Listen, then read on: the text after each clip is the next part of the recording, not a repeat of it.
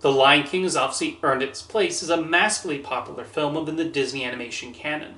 With its epic story and tale about rising up and taking your rightful place, what makes it such a compelling journey is its lead protagonist, Simba, because it's him who we follow from his birth to his eventual crowning as King of the Pride Lands. The filmmakers at Disney Animation did an exceptional job of depicting his development and how he deals with the tragedies and family drama he's subjected to. He's a character who begins as overly confident and excited to one day become king, to suddenly having self-doubt, and these emotions are fantastically explored. In his early scenes, we view a Simba who just sees king as a cushy job where he orders other animals about. Despite Mufasa's lessons, he does not entirely realize the importance that being in charge carries. He sees his father as just living this life of hanging about in the kingdom, chatting it up with the lionesses, and finding animals to eat. Simba even sings a musical number about how he just can't wait to be king. Hey Simba, you do know that you inherit the throne after your father dies, right? You sicko. In all seriousness, he thinks he can just roar any danger away, but as Mufasa explains in one of the most pivotal scenes in the movie, he gets scared too, particularly about what might happen to his only son. The film is to walk that careful line about depicting Simba's cocky attitude, but still making him likable, and it does manage to pull it off. The key is he's just a child, still growing and learning about the world around him. He has not experienced any real danger until the hyenas, and despite being the king's son, Mufasa does not pamper him that much. Young Simba was voiced by Jonathan Taylor Thomas, who was cast probably because he already had a Disney association through his role in the show Home Improvement, but he was a fitting choice for the character's younger years. This was even Thomas's film debut, and he did an impressive job. Meanwhile, his singing voice was provided by Jason Weaver, who would later play the older brother on the sitcom Smart Guy. Of course, one of the most impactful scenes in The Lion King is when Scar kills Mufasa and Simba tries desperately to wake him up. There had been parental deaths in Disney movies before, but this was all new territory for the studio, as it was usually off-screen and we did not see the body. However, the filmmakers knew it was necessary for the story to show Simba's reaction to it, including his own guilt that Scar then instills in him. Animator Mark Henn managed to bring so much emotion to Simba in the scene, as well as Thomas in his vocal performance, and I think it might be the saddest scene in Disney history. And then the rest of the film shows Simba wrestling with his guilt and trying hard to put the past behind him, thanks to the advice of his new friends Timon and Pumbaa. For his adult years, Simba was voiced by Matthew Broderick, who believably comes across as the older version of that cub we saw in the beginning of the film. Broderick depicts that sadness still hiding underneath all those years later. He's actually one of my favorite actors, and he was an excellent choice for this role. Although while he has become renowned for his work in Broadway musicals, that's not Broderick we hear singing Can You Feel the Love Tonight. He did initially record that song as well as Simba's section of Hakuna Matata, but the filmmakers felt it was not quite the right sound. So they brought in Joseph Williams, the lead singer of the band Toto and son of legendary composer John Williams, to handle those parts.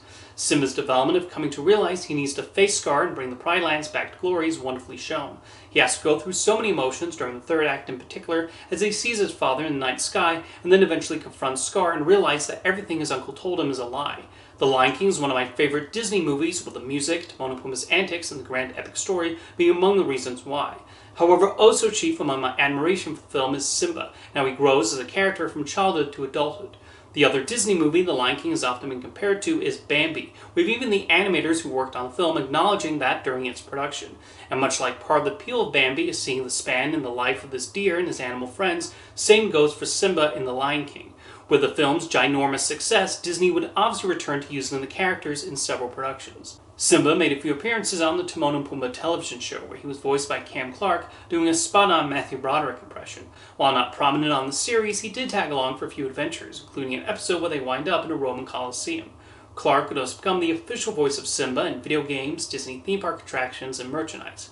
This included Circle of Life, an environmental fable, a short educational film that started playing at Epcot only 7 months after the release of The Lion King, and had Simba teaching Timon and Pumbaa and the audience about the importance of preserving nature.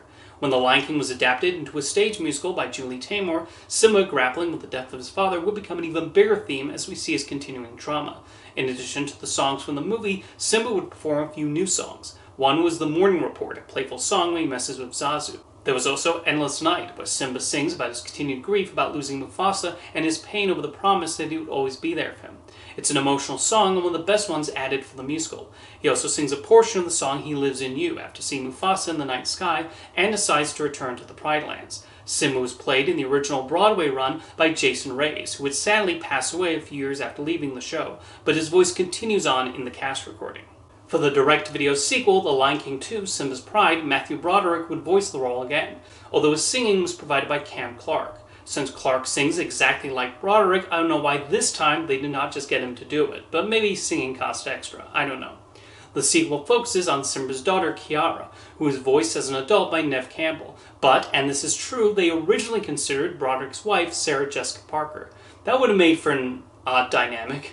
In the movie, it's revealed that Simba, exiled to Pride of Lions, still devoted to Scar, and we see the complications as Kiara comes into contact with one young cub from that group. What's interesting about Simba's depiction here is they actually gave him some major flaws, including him being overly protective of his daughter. Some of the Disney direct-video sequels had a tendency to make the main character from the first film overcompensate for their younger self, which is tricky to pull off. I think Simba's Pride does an okay job of it, as it shows how his remaining and admittedly justifiable hatred for Scar has the unfortunate side effect of having him cast aside fellow lions instead of trying to create unity. There's that careful line the film managed to avoid in showing Simba's less admirable traits. Broderick would also voice Simba in The Lion King 1.5, which is told from the perspective of Timon and Pumbaa. The movie expands on his time with them as a cub in the jungle, and a lot of hilarious scenes where our favorite meerkat and warthog duo act as his surrogate parents, including a montage where they deal with all the headaches that come with raising a child. We also get to see Simba as a teenager, and then of course as an adult. I most enjoy this movie for how it plays around with the events from the first film and its focus on Timon and Pumbaa, but it's also great to see more of Simba's time growing up with those two. In 2015, Disney Junior premiered the animated series The Lion Guard, which is set after the events of Simba's Pride and centers on his son Kion. I've only watched the first episode, but from what I've seen, the animation team did a pretty impressive job of replicating the look of the characters. Simba is voiced by Rob Lowe in the series, but because of how faithful the character's appearances to the original design, it felt strange hearing Chris Traeger from Parks and Recreation coming out of that line.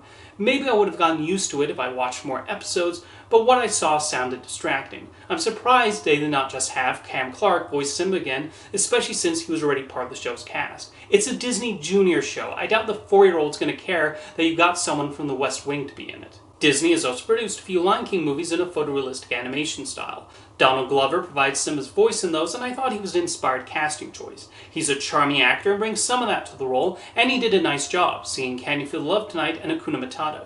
This movie was basically a shot-for-shot and almost word-for-word recreation of the original film, so Simba's characterization was pretty much the same.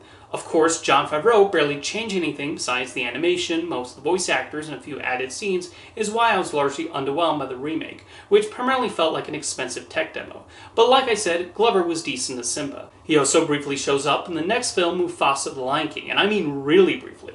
Like he was in the same recording studio working on his next album, and the producers were like, "Oh hey Donald, can you come in and just record a few lines for us before your lunch break?" And he was like, "Sure, I got time." I assume that's how it went down. Anyway, Simba is absolutely one of the pivotal reasons why The Lion King continues to resonate, as he's absolutely the centerpiece of an emotionally riveting story about a prince who learns the responsibility of being king and eventually learning that the past, while occasionally hurtful to remember, can be necessary in improving oneself. See you next time.